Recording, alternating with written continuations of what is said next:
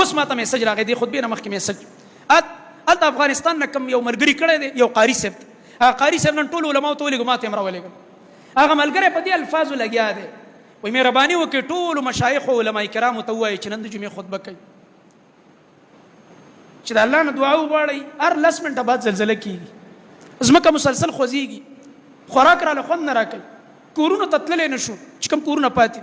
شپه پکې نه شو کولی هغه کور چې د پردې او د امن ځای دی ته هغې ته نه شې تللی الله در باندې داسې عذاب راولي او په صحرا کې او په پټي کې پروت دی قسم په الله دا ډېر ښه حالت دی دا چې کله تالته ورشي پته ورته ولګي د الله د عذاب نه پناه پکار ده بس الله ته توبه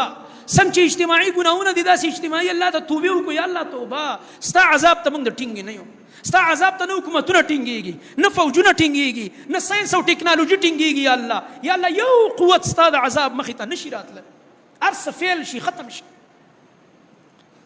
دا